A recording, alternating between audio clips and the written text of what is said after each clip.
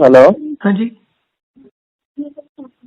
हाँ, ये मैंने इंस्टा से नंबर लिया था आपका, one care for all disease. हाँ जी। क्या है ये प्रोग्राम? बस डिटेल जानना था मुझे। आपको क्या कंडीशन है हेल्थ की? क्या? सॉरी? आपको क्या हेल्थ की कंडीशन है? डायबिटीज के लिए पता करना था मुझे। डायबिटीज के लिए? कब से है डायबिटीज?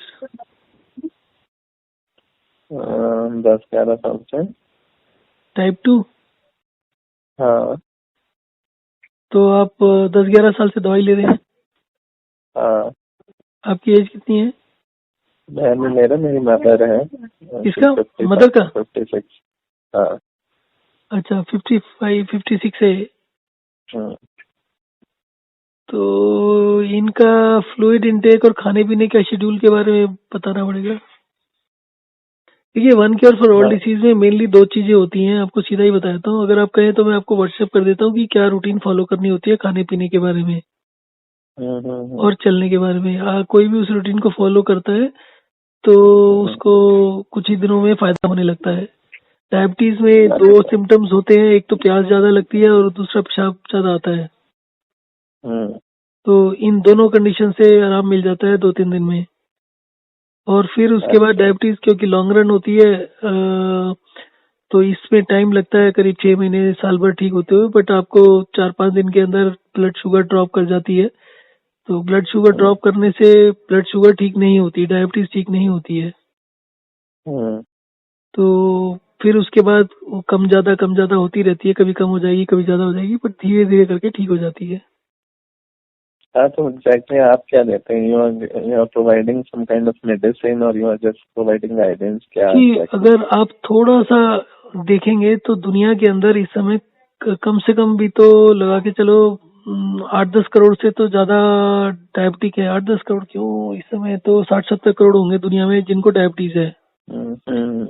और 60-70 चीजों को मैं करोड़ को मैनेज करने के लिए कम से कम 200 तरीके की दवाइयां और 200 तरीके की डाइट और बहुत सारे प्लान्स होंगे। परंतु इन सभी में कोई भी रिजल्ट नहीं मिलता। डायबिटीज ठीक नहीं होती बल्कि खराब होती जाती है हर चीज से। चाहे आप एक्सरसाइज कर लो, चाहे आप पानी ज्यादा पी लो, चाहे आप डाइट कम कर लो, चाहे डाइट ज्यादा कर लो, कुछ भी करेंगे तो वो कम नहीं होती है और ना ही वो क्योर होती है। तो इसका मतलब तो यही है ना कि आपका दवाई से या डाइट से या एक्सरसाइज से किसी भी चीज से फर्क नहीं पड़ता।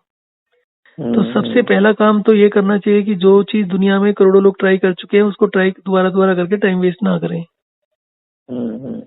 अब किसी भी डायबिटीज में आप इंटरनेट पर गूगल करेंगे क्या दो सिम्टम्स हैं, तो पेशाब और प्यास होती है। अगर कोई आदमी ज्यादा पानी पिएगा तो पेशाब तो उसका बढ़ेगा ही। मान लीजिए आपको डायबिटीज नहीं है, आप 2 लीटर पानी पीते हो रोज, आप 4 लीटर पियोगे तो पेशाब तो ज्यादा आएगा ही ना। उसके लिए आप डॉक्टर के पास तो नहीं जाएंगे या दवाई लेना नहीं शुरू करेंगे। सेम चीज यहाँ पर है। अगर कोई डायबिटीज में ज्यादा पानी पी रहा है, अब डायबिटीज में सबसे पहले तो जिसको डायबिटीज हुई है, आजकल में हुई हो, मतलब 2-4 महीने में हुई हो, तो उससे जब आप पूछने की कोशिश करेंगे कि डायबिटीज होने से पहले पानी कितना पी रहे थे, तो सभी का पानी का इंटेक बड़ा होता है। या तो पानी बहुत कम पीने से दिक्कत होती है या पानी बहुत ज्यादा पीने से दिक्कत होती है। जब कोई आदमी बहुत कम पानी पीता है तो भी उसका कई बार यूरिन आउटपुट बढ़ जाता है। तो इस सारे का मैनेजमेंट का जो बेसिक प्रिंसिपल होता है वो होता है पानी से।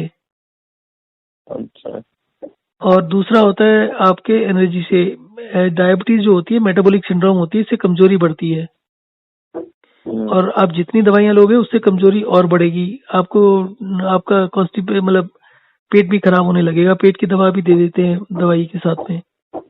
तो उस सब का कारण ये होता है कि जितनी दवाई खाओगे उससे पहले तो डायबिटीज से कमजोरी होती है, फिर जितनी दवाइयां लोगे उससे कमजोरी और बढ़ती रहेगी। तो इसका मतलब दवाइयों से कमजोरी बढ़ रही है तो डायबिटीज बढ़ रही है, कम नहीं हो रही। ब्लड शुगर को देखने से कुछ नहीं होता। तो अगर आप उसके टेक्निकल पैरामीटर्स को समझना चाहते हैं तो उसका डिटेल दे सकता हूँ। अगर आप समझते हैं कि उसको समझने की जगह आपको जो बताया जाए आप वो करके देखना चाहते हो कितने दिन में फायदा होता है, तो वो कर सकते हैं। तो चॉइस आपकी है, आपको अगर समझना है तो समझा देते हैं। अगर आपको रूटीन चाहिए तो रूटीन का भेज देते हैं। उसमें पानी और उसको कंट्रोल करना होता है, वॉक एंड रेस्ट को। वॉक एंड रेस्ट में क्या होता है कि डायबिटीज में क्योंकि कमजोरी बढ़ रही होती है तो उसमें 5 मिनट चलना होता है और 5 मिनट चलने के इमीडिएटली बाद 5 मिनट लेट के आराम करना होता है। तो दिन में 15-20 बारी इसको करना होता है। अच्छा। तो उसका बेसिक एम ये होता है कि आपका जो एनर्जी होती है वो आपके जो हाथों और पैरों में ज्यादा नहीं चाहिए होती है, आपके जो हार्ट होता है, मसल्स, और जो आपका दिमाग होता है, जो आपका अंदर का मशीनरी है, उसको स्ट्रांग बनाने के लिए चाहिए, उसको एनर्जी चाहिए, ना कि आपके हाथ पैर चल फिर के कुछ नहीं होता। जितना आप एक्सरसाइज करोगे टेम्परेरी तौर पर 2-4-6 महीने आपकी शुगर डाउन हो जाएगी, फिर बढ़ने लगेगी और पहले से ज्यादा बढ़ जाएगी। जितना आप ज्यादा एक्सरसाइज करोगे उससे ज्यादा नुकसान होता है। बहुत से लोगों की तो डायबिटीज होती ही इसलिए है क्योंकि वो ज्यादा एक्सरसाइज करते हैं। अच्छा। तो अगर यूट्यूब चैनल पर मेरे देखोगे ना वीडियोस, तो ऐसे बहुत से लोग हैं, जैसे 18-19 साल की उम्र में पुलिस में भर्ती होना है तो उसमें 5 किलोमीटर रनिंग करना शुरू करते हैं।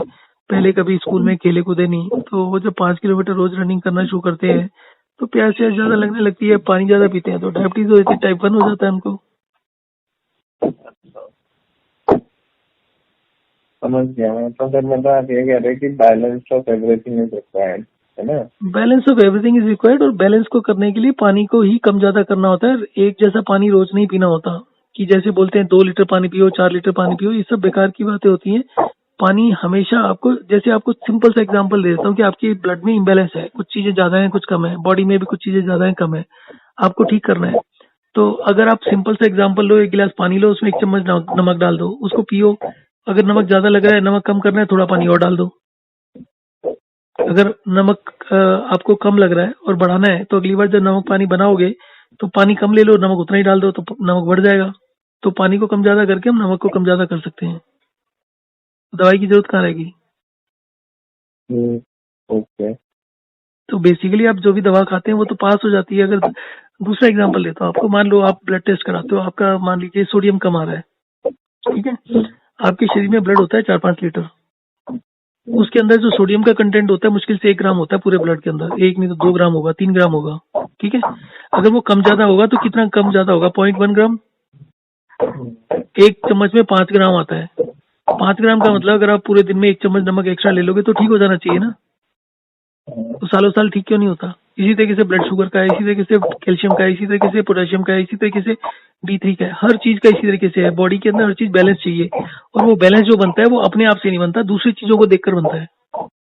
आपकी एक चीज बढ़ेगी तो 10 चीजों को हिला देगी। तो जब आप हाइड्रेशन डिहाइड्रेशन करते हैं, आप एक दिन पानी पीते हैं ज्यादा, एक दिन कम कर देते हैं, तो वो रीबैलेंस होकर थोड़ा सा स्टेज, एक एक स्टेप ऊपर आते रहते हैं। आप धीरे धीरे करके इंप्रूवमेंट होती रहती है, आपकी एनर्जी बढ़ती रहती है। आपने ट्विन फॉर हेल्थ को ज्वाइन किया हुआ है? हाँ जी, हेलो, आ रही है बात? हाँ, ट्विन फॉर हेल्थ आपने कोई इंस्टा पर अकाउंट ज्वाइन किया हुआ है? नहीं, अभी अभी मैं आपको आपकी रिक्वेस्ट देखी थी ना, फिर मैंने ये सब किया, देखा आपका सारा पढ़ रहा था मैं तब से। अच्छा अच्छा अच्छा। तो बेसिकली इसमें ट्विन फॉर हेल्थ के बारे में बताया। तो अभी मैं थोड़े दिन पहले देख रहा था कि इन्होंने प्रमोट किया हुआ है कि ये 3 महीने से 6 महीने में या 1 साल के अंदर डायबिटीज खत्म कर देते हैं, और बहुत से लोगों के वीडियोस डाल देते हैं। तो ये जितने वीडियोस होते हैं, जो बड़ी कंपनीज होती है, सारे फेक वीडियोस होते हैं। आप शक्लें देखोगे तो वो सारे जैसे आप ने कभी वीडियो नहीं बनाया, अगर मैं कैमरा लेकर आपके सामने वीडियो बनवाऊं ना, तो आपका पूरा दिन एडजस्ट करने में लग जाएगा जिस तरीके का वीडियो ये लोग प्रेजेंट करते हैं। तो ये प्रोफेशनल लोगों से वीडियो बनवाते हैं ज्यादातर। दूसरी चीज, उन लोगों का कहना है कि ये लोग कंप्यूटर्स वगैरह की हेल्प से आपके रोज के रोज 3000 पैरामीटर्स को चेक करके उसके हिसाब से आपको डाइट वाइट के बारे में गाइड करते हैं। तो ये जो 3000 पैरामीटर्स को लेकर आपको गाइड करके डायबिटीज ठीक करने की बात करते हैं, ये आने वाले 1 करोड़ साल के अंदर भी ठीक नहीं हो सकते। 1 करोड़ क्या, 1 ट्रिलियन ईयर्स में, 1 लाख करोड़ साल में भी ठीक नहीं हो सकते, क्योंकि उससे परमुटेशन कॉम्बिनेशन इतनी बन जाती है कि उसको सॉल्व करने के लिए सारी दुनिया के, एक सुपर कंप्यूटर नहीं, सारी दुनिया के मतलब करोड़ों सुपर कंप्यूटर भी लगा दो तो भी 1 लाख करोड़ साल के अंदर नहीं हो सकता उसका सॉल्यूशन। एक चीज, क्योंकि उसका मैथमेटिक्स होता है सिंपल। मैंने एक बार 128 वेरिएबल्स लेके किया था, तो 3000 की बात करते हैं ना, 128 वेरिएबल्स को करने के लिए भी 1 लाख करोड़ साल के भी, कई 1 लाख करोड़ साल भी लगाएंगे, 1 ट्रिलियन ईयर्स भी लगाएंगे तो भी सोल्यूशन नहीं मिलना। 2, 4, 5 चीजें होंगी, वेरिएबल्स होंगी तो सोल्यूशन ढूंढ सकते हैं। अगर कोई कहता है कि मैं 3000 वेरिएबल्स में से सोल्यूशन निकाल दूंगा तो बेवकूफ बनाता है वो। बाकी हमारे सिस्टम को फॉलो करके कोई मैनिपुलेट करके आपको 3,000 4,000 बोल दे आपसे 10 लाख रुपए लेने के लिए, तो वो अलग बात है। प्रॉपर सोल्यूशन इसका यही है, जो भी ये करता है उसको फायदा मिलता है। आपका अभी आवाज चली गई थी, अभी आई है। ठीक है, क्या क्या आवाज चली गई थी बीच में, फिर अभी आई है।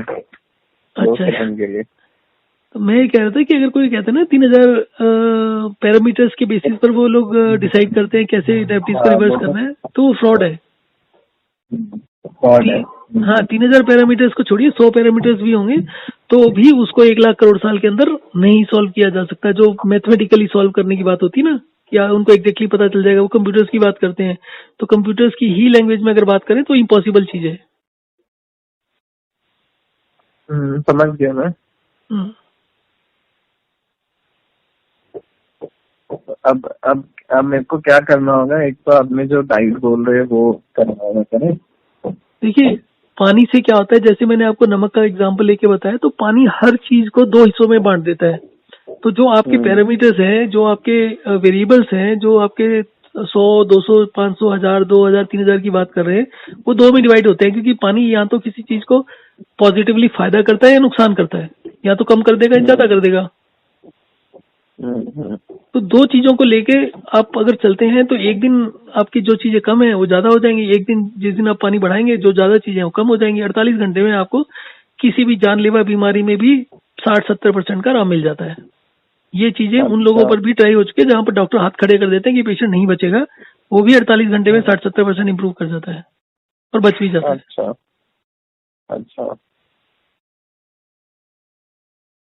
ओके, ठीक है सर। तो फिर करना क्या है आगे? मुझे ये मैं आपको व्हाट्सएप मैसेज कर देता हूँ, उसमें खाने और पानी पीने का टाइम लिखा हुआ है। आप उस हिसाब से 2 दिन चलाएंगे तो 2 दिन के अंदर आपको प्यास लगनी बंद हो जाएगी। सबसे पहली चीज होती है प्यास डायबिटीज में। तो अगर आप उसको ठीक से करते हैं तो 2 दिन के बाद प्यास नहीं लगेगी। खाने के साथ एक तो इन लोगों ने, रामदेव वगैरह ने वो लोगों को कंफ्यूज किया हुआ है कि खाने के साथ पानी नहीं पीना चाहिए, जबकि खाने के साथ ही पानी पीना चाहिए। खाने के साथ पानी पीना चाहिए? हाँ जी। और सारे लोग मना करते हैं सर। एक बार ना सुनिए मेरे को भी ऐसा लगता था कि यार अगर प्यास लग रही है तो क्यों नहीं पानी पिए। मतलब ये नया ट्रेंड चला है, पहले नहीं था ऐसा। आज से 20 साल पहले आप खाने की टेबल पर बैठोगे, कोई गेस्ट आएगा तो सबसे पहले पानी रखा जाता है। पहले पानी ही देते थे, सही बात है। और उसके बाद में आप पिक्चर देखो तो भी जैसे जमीन पर बैठ के खाना खाते थे तो सबसे रोटी के प्लेट के साथ में पानी का गिलास रखते थे और हर आदमी उठने से पहले पानी का गिलास पीता था। तो ये पानी का गिलास का दूसरा कंसेप्ट बताता है। एक बार एक प्रोग्राम था जहाँ पर मतलब मिडिल एज के लोग, 40, 50, 60 की एज के लोग आए हुए थे, 70, 80 लोग। तो हमारी बात यही हुई थी कि मुझे वहां पर 1 क्योर फॉर ऑल डिसीज के बारे में लोगों को बताना है। तो वहां पर 1 घंटे की बात हुई थी। तो बाद में उन्होंने कहा जी 10 मिनट मिलेंगे। अब 10 मिनट में बात भी नहीं होती। अभी आपसे बात करते हुए भी 13 मिनट हो चुके हैं, अभी आपसे 1% भी बात नहीं हुई। और जहाँ पर आपके 60-70 लोग हों तो वहां पर तो 1 घंटा भी बहुत कम होता है। सही बात है। तो खैर मैंने फिर कुछ कर तो सकते नहीं थे, ऑर्गेनाइजर ने जो बोल दिया वो करना पड़ना था। तो मैंने फिर उसका जब तक मैं स्टेज पर जाना था तब तक प्लान किया करना क्या है। तो स्टेज पर जाते ही मैंने लोगों को कहा आप एक काम करो, आप 2 हिस्सों में डिवाइड हो जाओ। एक तरफ वो लोग हो जाओ जो खाने के साथ पानी पीते हैं और दूसरी तरफ वो हो जाओ जो सुबह उठ के खाली पेट पानी पीते हैं और खाने के आधे 1 घंटे बाद पानी पीते हैं। उसके बाद उनको बोला कि जिनको भी डायबिटीज और ब्लड प्रेशर है वो हाथ खड़े कर दो। तो सारे लोग उस तरफ थे जिस तरफ खाली पेट पानी पीते थे और खाने के साथ पानी नहीं पीते थे। अच्छा। तो अब लोगों को शौक लगा कि क्या हुआ। जो लोग खाने के साथ पानी पीते थे उनको भी फील तो ये होता था कि गलत करते हैं, पर क्योंकि आदत पड़ी हुई थी करते हैं।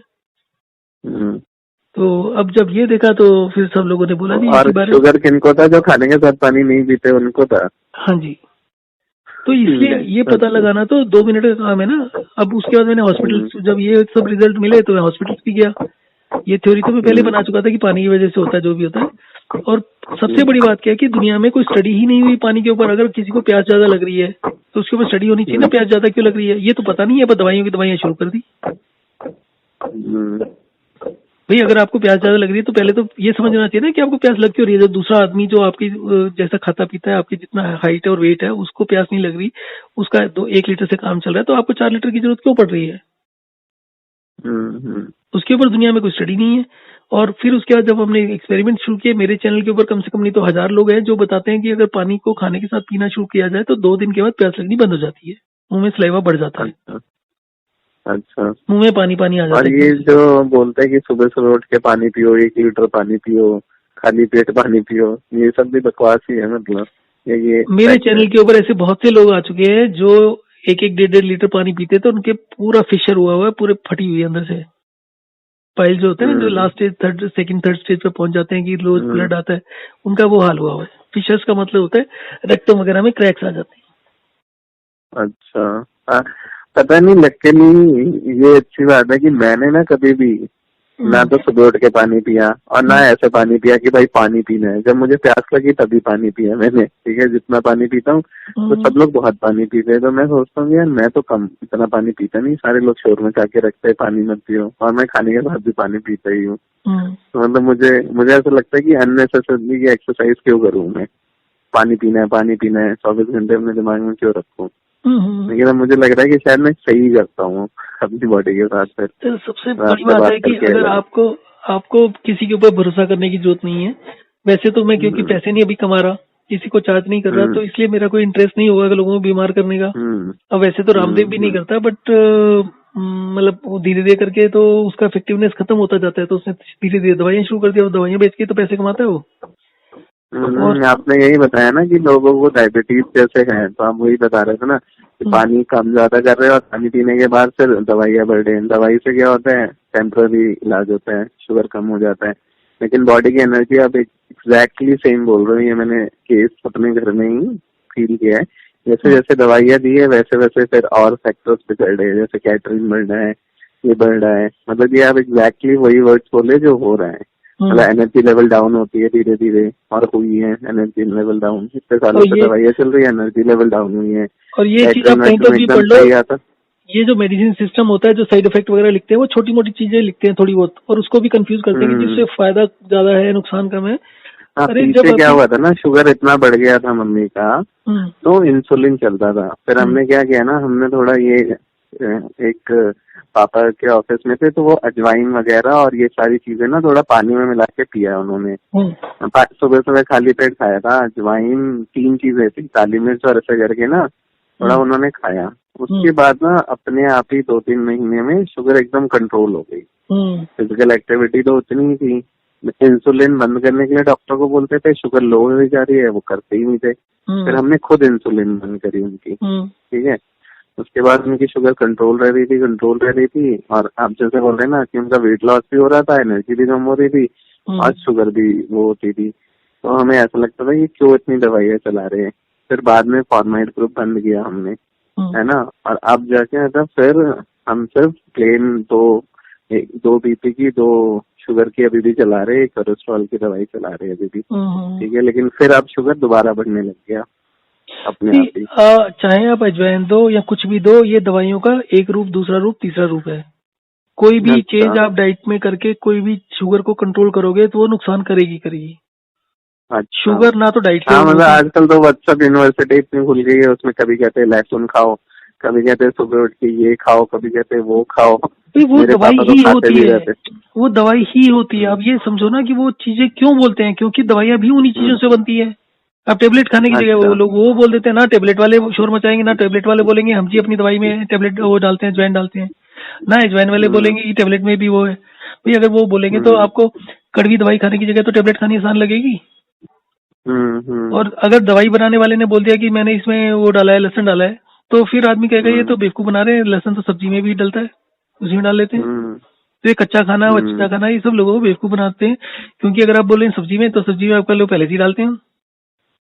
तो ये बेसिकली रीपैकेज करके डिफरेंट चीजों को लोगों को कंफ्यूज करके बेचते रहते हैं।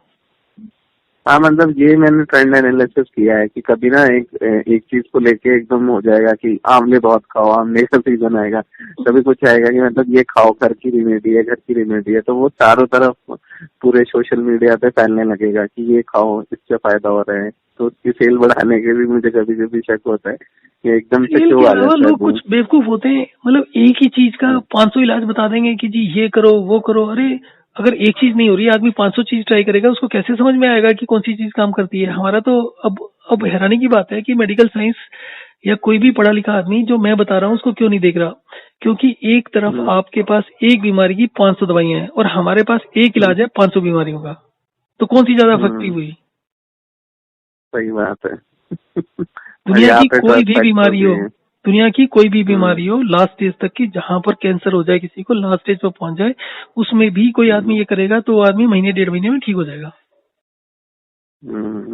समझ आ रही है, मतलब ये बहुत बेसिक प्रिंसिपल है मेरे हिसाब से जो आप बोल रहे हैं ना, जो ओवरलुक है, किसी ने सोचा ही नहीं इस बारे में। पर किसी ने सोचा नहीं, वो तो समझ में आता है क्योंकि गलतियां होती हैं। जैसे मैं अब लीगल फील्ड में हूँ, लीगल फील्ड में जाने के पहले दिन ही मुझे दिखाई दिया कि भाई ये जो जज बैठे हैं बेवकूफ है, ये इनको कॉमन सेंस नहीं है, कोई भी दिमाग से काम ही नहीं करते, तो मशीन की तरीके से लगे हुए हैं टाइम पास करने में अपना। तो वैसे कहते हैं कि जी केस बढ़ गए और तो वो तो एक चीज हो गई जो उनको सोच में नहीं आया, परंतु एक बार ही बता दिया कि भैया ये गलती हो रही तुमसे, तो ठीक कर लेनी चाहिए ना। बिल्कुल। वो क्यों नहीं समझ में आ रहा, वो खुंदक आती है।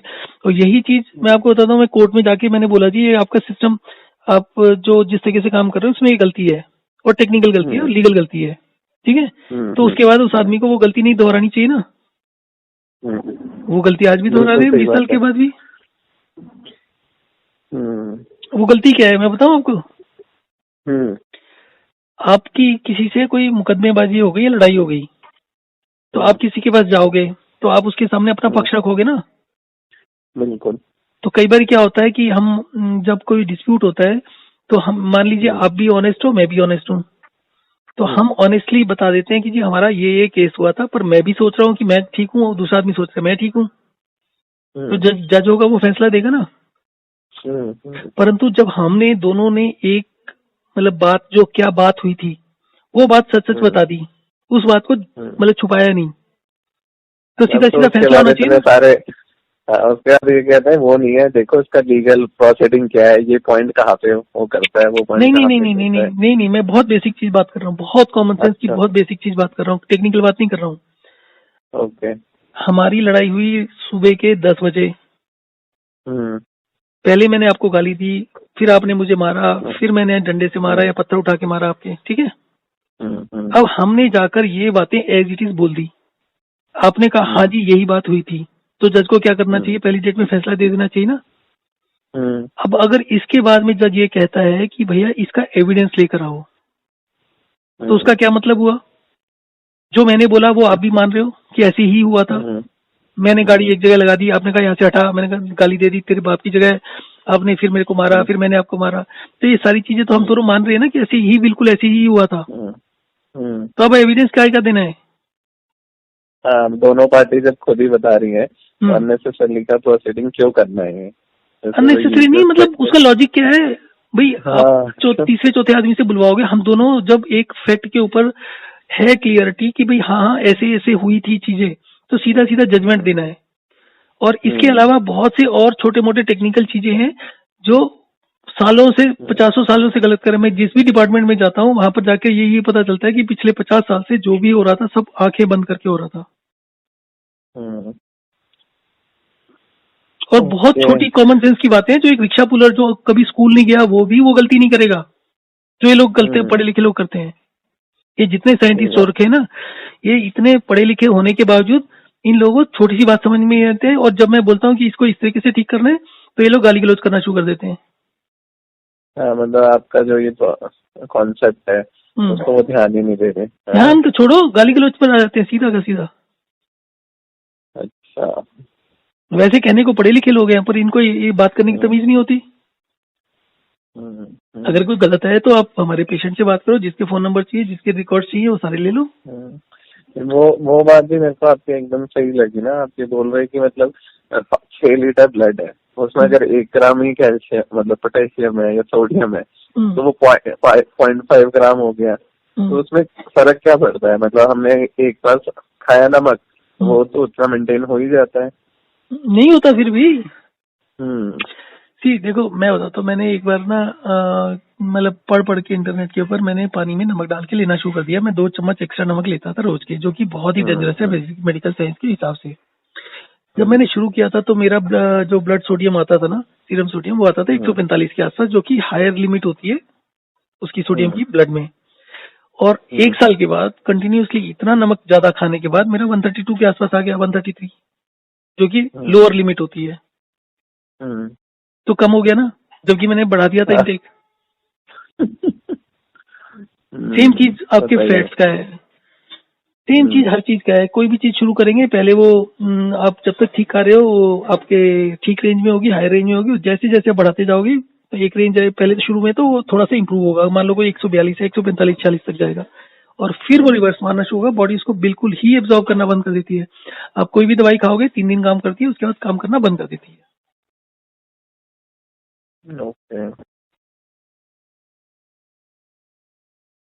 अभी एक पेशेंट है, कई सालों से ब्लड प्रेशर की दवाई ले रही थी। ब्लड प्रेशर की दवाई के साथ भी 150 90 95 के करीब ब्लड प्रेशर आता था।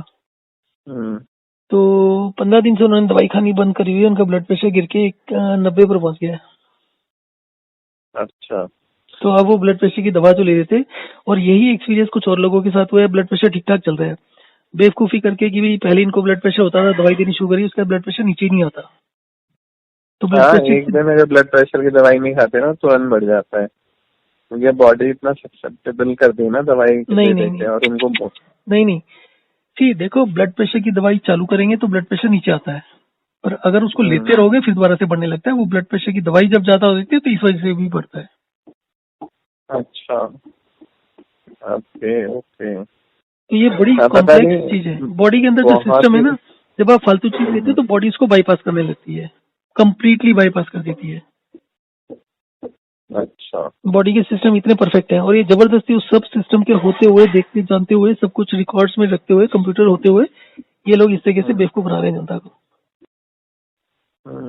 हाँ, मतलब मुझे बहुत स्ट्रांगली लगता है। मेरी मम्मी को जो है ना एरिटल 80 देते हैं, और वो मैक्सिमम डोज है टेलीस्टेटिक उसका।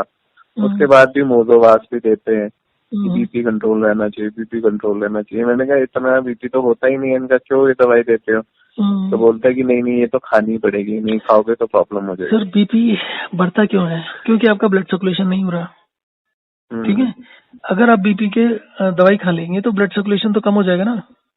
तो बिना ब्लड सर्कुलेशन के कोई जिंदा कैसे रहेगा? ब्लड का काम क्या होता है? न्यूट्रिएंट्स को सप्लाई करना शरीर के अंदर। तो आपके न्यूट्रिएंट के सप्लाई करने में ब्लड के सप्लाई में कुछ दिक्कत आनी शुरू हो गई, कुछ रुकावट आनी शुरू हो गई, तो ब्लड प्रेशर बढ़ेगा, उसको और ज्यादा जोर से होगा ताकि उसको और अच्छे से भेज सके। आपने दवाई खा के आर्टिफिशियली उसको लो कर दिया, तो ब्लड प्रेशर नहीं होगा तो न्यूट्रिएंट जाएंगे कैसे आपके शरीर में? शरीर तो डेड होना शुरू हो जाएगा। तो अगर आप यूएस के हेल्थ डिपार्टमेंट को देखो तो यूएस के हेल्थ डिपार्टमेंट ने पिछले 10 साल के अंदर, 15 साल के अंदर धीरे धीरे करके ब्लड प्रेशर की लिमिट बढ़ा दी कि दवाई कब शुरू करनी है। पहले 130 पर शुरू करते थे, फिर 140 पर शुरू किया, फिर अब 150 कर दिया उन्होंने। और यही आज डायबिटीज के साथ हो रहा है। हिंदुस्तान के डॉक्टर जो है वो उनके पेशेंट कम हो जाएंगे, वो उनका जीना हराम हो जाएगा, तो वो मानते नहीं है। उनकी अपनी एसोसिएशन होती है। जब यूएसए में डायबिटीज की जो थ्रेशोल्ड बढ़ा दी थी ना कि इतना से ऊपर ब्लड शुगर को मेडिसिन शुरू करनी है, तो हिंदुस्तान के सभी जगह शोर मच गया कि भाई ये नहीं करेंगे हम, तो हिंदुस्तान अपनी तरीके से चलेगा, हम नहीं मानेंगे यूएस की बात। अब क्या लिमिट थी वो? वो जो H1AC होता है ना, वो पहले 6 था, फिर 7 कर दिया, और पिछले 2-3 साल पहले उसको 8 कर दिया। अच्छा, कि भाई 8 के बाद दवाई देनी है, क्योंकि हर चीज से दवाई से नुकसान ज्यादा है, फायदा कम है। आदमी को उसकी दवा की तब जरूरत पड़ती है जब वो रुकता ही नहीं है। यूजली तो 180 200 तक आकर अगर आदमी अपने थोड़ा सा हैबिट ठीक कर लेता है तो 15-20 दिन में ठीक हो जाता है। आपको सही बताओ तो 15-20 दिन, महीने 2 महीने के लिए मेरा भी ब्लड शुगर बढ़ के 180 हो गया था, और मैंने कभी कोई दवा नहीं ली, बस यही सिस्टम पर चलते रहे। और आज की डेट में चाहे 1 किलो शुगर खा लूं, चाहे 1 किलो मिठाई खा लूं, मेरा ब्लड शुगर फिर भी 100 के आसपास ही होता है। चाहे पीपी देख लो या रेस्टिंग देख लो, ना लो होता ना हाई होता। अभी मैं वो बताता हूँ, पहले ना जब ये इंसुलिन वगैरह ले रही थी मम्मी का तो सही बोल रहे हो आप, पता है 8 के ऊपर 9 तक चला गया HbA1c। उसके बाद ऐसा कम हो रहा था। अब इनका मतलब सही हो रहा था बॉडी, खाना पीना भी हम लोग सही कर रहे थे, तो 6 की रेंज में आ गया, 6.7 6-7 की रेंज में आ गया, ऐसे कम हो गया। तो तब भी इंसुलिन चलाए जा रहे थे, तब हमने लड़ के इंसुलिन बंद किया। सर ठीक है, इसका मेडिसिन दूसरा प्रॉब्लम पता है क्या होता है, मेरी मदर के साथ भी ऐसे ही चल रहा था। वो इंसुलिन के अलावा जो वो देते हैं ब्लड थिनर्स वगैरह, हार्ट के लिए भी दवाइयाँ देना शुरू कर देते हैं। हाँ, सब देना चाहते हैं। हार्ट की दवाई शुरू करने के बाद, जो ब्लड थिनर्स देने के बाद में धीरे धीरे करके इंटरनल ब्लीडिंग हो जाती है। इंटरनल ब्लीडिंग होने से जख्म होने लगते हैं। तो मेरी मदर के ना पैरों में सब जगह जख्म होने शुरू हो गए। तो जो हार्ट के पास जाते थे उसको बोला कि भाई ये जख्म हो रहे हैं, क्यों हो रहे हैं? कहता स्किन वाले को दिखाओ। अब साला स्किन वाले को क्या दिखाएं जब दवाई तेज चल रही है तो। और स्किन वाला अपनी ऑइंटमेंट दे देगा, कुछ और लगाने को दे देगा, उससे वो वहां पर मतलब स्टेरॉइड दे देगा, उससे और नुकसान होता है, वहां पर डेड हो जाती है स्किन।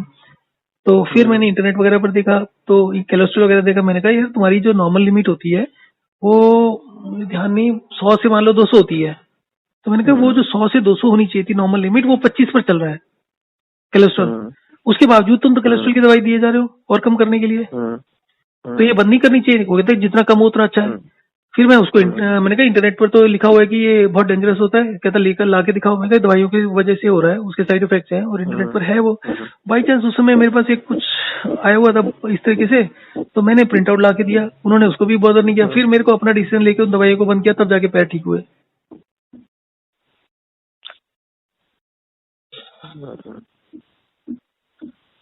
हाँ, चलो क्या, बहुत मतलब आपने सही ज्ञान दिया, बहुत सुबह मुझे अच्छा हुआ आपका नंबर मिल गया।